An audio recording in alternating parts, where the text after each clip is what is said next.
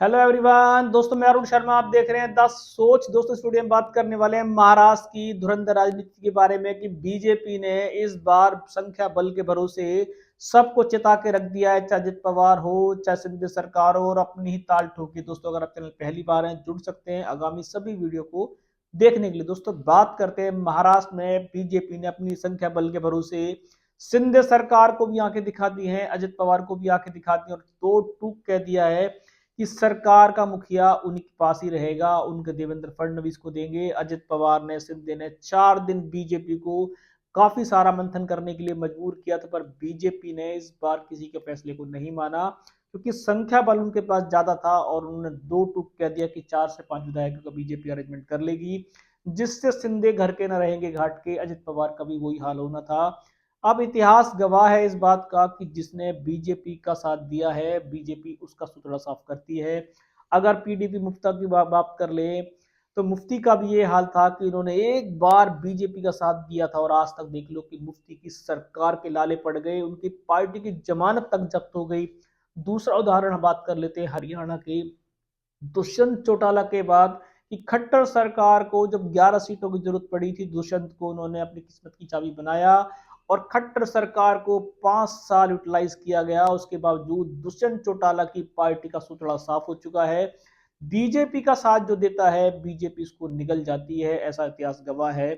सिंधे ने शिवसेना तो बना ली, अजित पवार ने पार्टी का निशान भी छीन लिया, चाचा को छीन के लिए भी आए, पर बीजेपी इन दोनों पार्टियों का सुतड़ा साफ करके छोड़ेगी जिस तरीके के रुझान आ रहे हैं।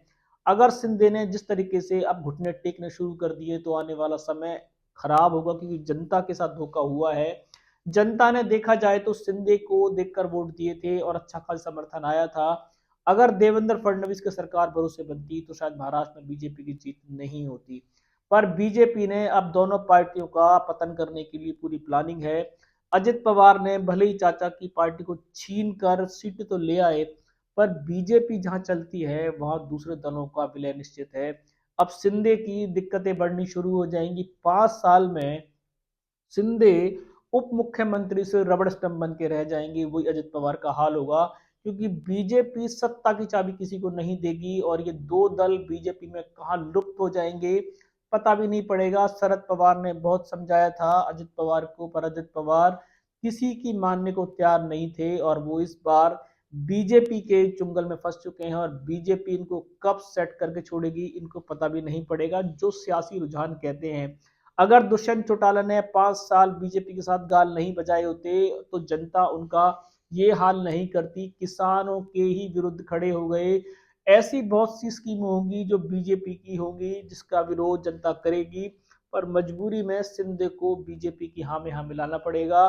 वही हाल अजित पवार का होगा कि बहुत सी स्कीमें ऐसी होंगी बीजेपी की जो अजित पवार चाह कर भी मना नहीं कर पाएंगे, तो उनके चुनावी मुद्दे जिस पर वो जीत के आए थे वो धराशायी हो जाएंगे। जो दुष्यंत चौटाला का हुआ, मुफ्ती का हुआ, ये हाल अब सिंधे का होने के कगार पे है। 5 साल बाद सिंधे को शायद सीएम तो क्या अपने टिकटों पर लड़ना भारी पड़ेगा।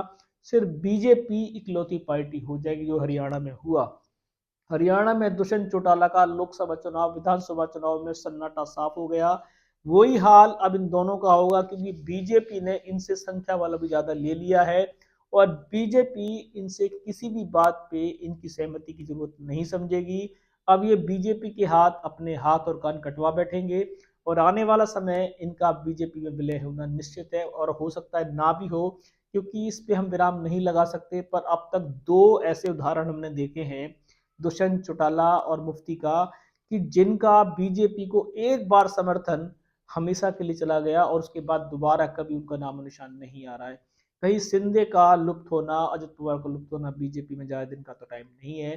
हो सकता है कि समय रहते सिंधे की अजित पवार की आंखें खुली तो शायद ये बचा पाएंगे, नहीं आने वाले समय में ये दो पार्टियां बीजेपी का हिस्सा हो जाएगी। दूसरे से रुझान पे सटीक पिटीशन लेके आएंगे। अगर आप चैनल पहली बार है, जुड़ सकते हैं आगामी सभी वीडियो को। देखो, मैं अरुण शर्मा लूंगा नई सोच के साथ। अपना ध्यान रखें।